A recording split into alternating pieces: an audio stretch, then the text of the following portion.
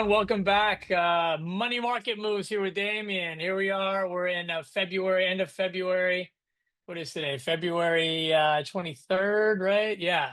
So approaching into February, Damien has made the move from Turkey to San Diego, and here he is now live with us. So what's up, Damien? How you doing? How's San Diego treating you these days? San Diego is awesome.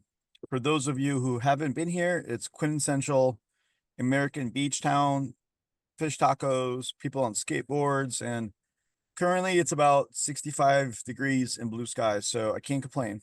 How are you, John? Good. When I was in San Diego, I think I took this before years ago for a conference. It was like 73 degrees all the time. I think this was in March. So when I talk to locals there, they're like, yeah, it's always like 73 degrees and usually sunny. I'm like, man, it must be tough to live that that life. So 65 sounds really nice. Now, have you gone to the Pacific Ocean at all?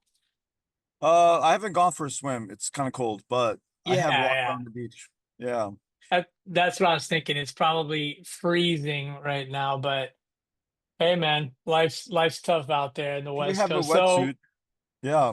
yeah, exactly. Yeah, that's because I know the surf is really good out there, and I've always wanted to try and go surfing out there. At least when I was younger, when I used to surf regularly. But now I'd probably just be sore and angry if I tried slipping on the board all the time. But all right. So where do you want to take us right now? Where do you think? I guess kind of looking at current events, where things are. Maybe what have you noticed the most impactful kind of maybe market trends that are out there, or any events that you find are really notable? There's a lot to talk about, obviously, in kind of in the geopolitical world, but how does it Yeah. affect, do you think, people in the investing side, business side right now? I think it's going to be a shaky 3 months because nobody really knows what's going to happen with, the after effects of this doji, you know, what's the right word for it? Audit, self audit into the US.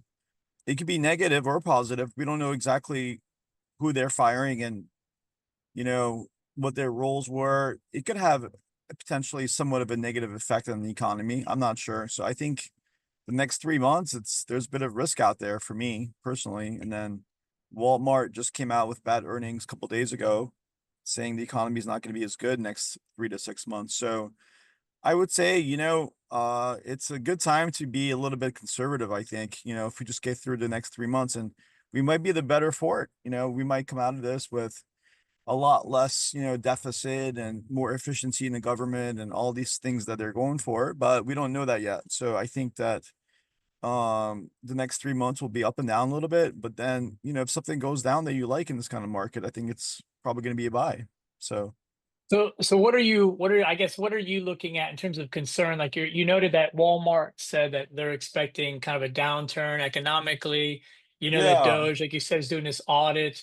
I know the rumor out there, at least right now, is that hey, everybody's going to get a $5,000 check coming back from the government or something. they So can't do where that. exactly? Yeah, That would just kill the inflation. I mean, they can't do that. yeah, I mean, that's like anti-productive to do that because the 5,000 that you get, it's going to cause the rest of your money to go down in a greater value. So the right. price of eggs will be 20 bucks. Who knows? No, I don't think they'll do that. But at the same time, it's like, you know, uh, I don't know. I mean, there's a lot of different possibilities that can come from the every kind of scenario next 3 to 6 months. I just think that, if Walmart and these bigger companies keep having bad earnings, then it's a sign for the times to come the next 6 months. So I would say if another couple of big companies have bad forecasts for this coming year, we might have a off year, and that's okay. Like sometimes the market goes down 5, 10%. It's actually healthier than going straight up because it sets a base here. So the base will be 5,700, before I think the base was, base can be top, obviously, for those of you that just started trading, but base becomes the top and vice versa. It was about 5,000 and now it's won't go below 5,700, right? So, it's good for the market to hang out for a little bit and chill out and not go up every single day. And if it's a couple more bad earnings, if it goes down a little bit, I think they'll all be buyable dips anyway. So I hope that happens. So you think it may be in terms of retail, like Walmart, these big, big box stores. those are probably areas you stay away from. But are there other assets you're looking at this particular point in terms of that could be promising in this short You know, term? for me personally, I'm sure there's some stocks that are going to go up, but for me personally, it's all these things that Trump was going to do and help grow the economy.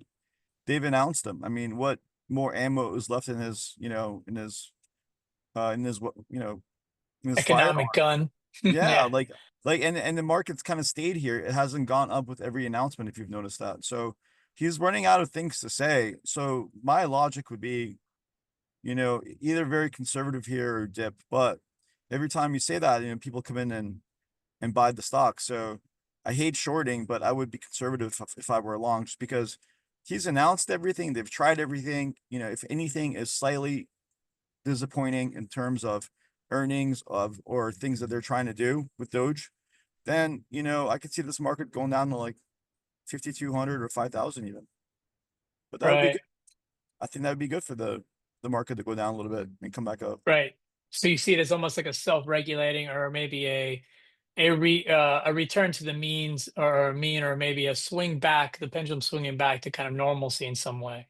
Yeah, I mean, there was that crypto mess last week with Javier Milei. I don't know if you saw that, but basically, apparently, a lot of people felt defrauded by crypto in there, and they've lost their enthusiasm, so to speak, because that, I guess, was like the safest play in years for crypto to go up because Argentina was backing this coin, but it turned out to be a giant scam, and a lot of people lost money. So that might, kill crypto a little bit as well. If that happens, people have less money for stocks, so it's kind of interrelated. So I could see a lot of things going down next 2 or 3 months. I think it's a good time to be careful personally. It's a good Right. time to work, concentrate on your real job, and then leave trading just for those Sundays when you see the market's gone down a little bit. I would wait for that. Right. Well, I know we've talked about this before on this channel, and that is, obviously trying to restrain your emotions when it comes to investing. But also, I think you talked a little bit about this, and that is when to be in the money, when to be out of the money. And right now, kind of maybe parking your money outside of the market to kind of let the dust settle. That's kind of what you're advising in some sense. I don't know. It's hard to tell people not to buy a market that keeps going up, but Right. if you're already thinking about taking a break, if you're already kind of considering it, I would just take it. I would just sell maybe Yeah. half my stock here. Yeah. Right. Because I wonder with all the like, I mean, everybody's always angry about the price of eggs these days, and looking at clearly the cost of things are astronomical at this point. So I wonder how much Walmart is actually whining about their profits when the price of goods is really at an all-time high. So I wonder where is the markup kind of coming in that's creating that, and how realistic their projections might be. I mean, I don't know. What would you recommend in terms of trying to figure that stuff out? Where do you go to look at that kind of information?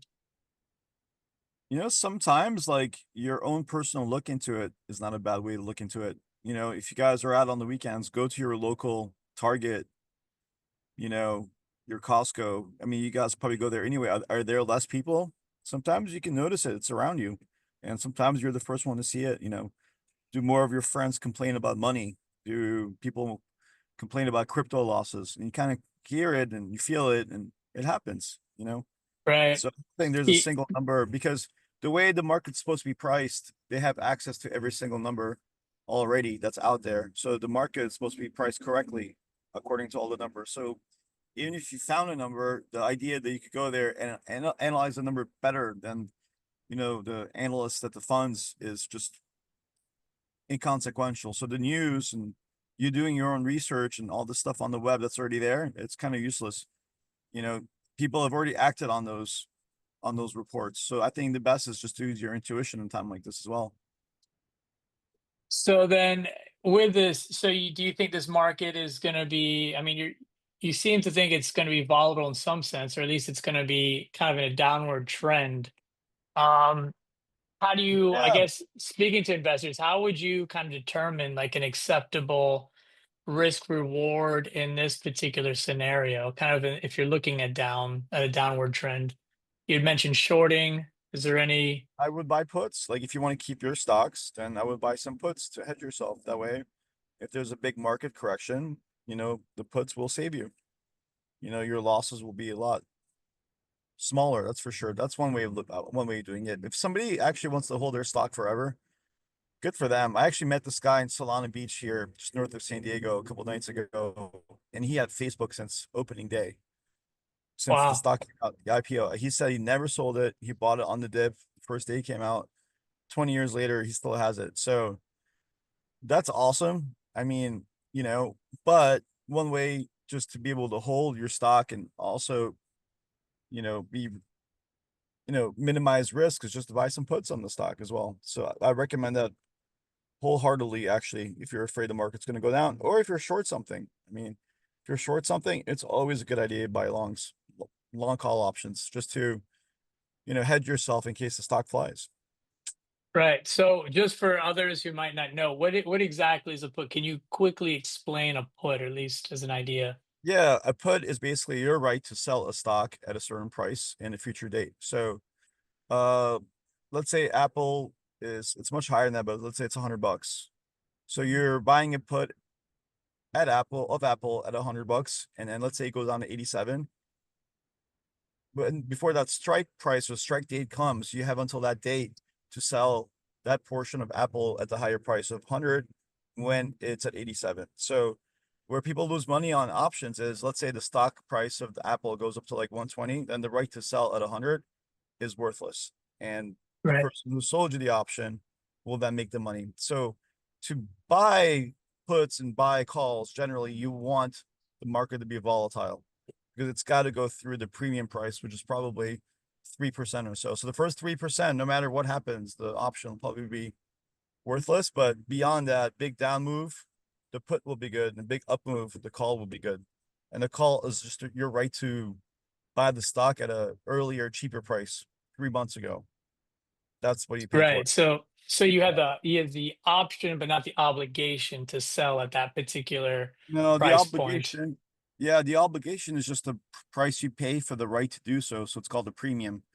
So let's say you pay like 3 grand for the right to sell Apple at 100 or buy it at 100. So that's 3 grand is basically what you lose.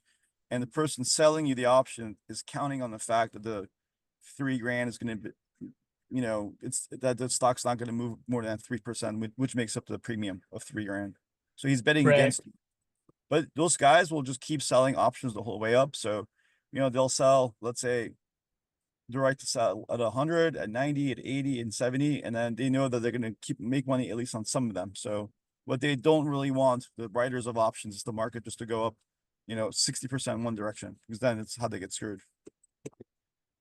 Okay, yeah. So you do have some options, haha, pun intended, in this kind of volatile market in terms of maybe kind of protecting your assets by looking at the options, by looking at puts, maybe looking at calls, depending, I guess, on which direction you think the trends are going to go with your particular asset. Have you maybe, now that you're in San Diego and kind of more, I guess, ensconced maybe in California now, have you maybe spotted some investment opportunities over there, especially given what you're talking about? And I know with the, let's say, the real estate volatility that California has, Met some is there anything that you've noticed? met some real estate guy on Friday. He basically told me what I thought was going to happen here. Small dip. It's pricey. So, it seems like most people are saying it's a little pricey right now in California. So we'll see what happens. I mean, just real estate, cost of living, everything. Real estate specifically. So Yeah, as far as other investments in California, but the cost as well. And when the costs are expensive, obviously that kind of trickles down to your housing bills as well. So I think right. everything's due for like a little bit of a retreat. A little correction. Yeah. Yeah. I mean, Right. anything could happen. I would just tell people to be reactive, not predictive, and they'll be fine. Right. All right. Well, good advice this week. So thank you, Damien, everyone. I'll have to come up with some kind of catchphrase to close these things, but thank you for joining us. We'll see you guys again next week. Good luck out there, and make lots of money. All right. Thank you, Damien. Talk to you later.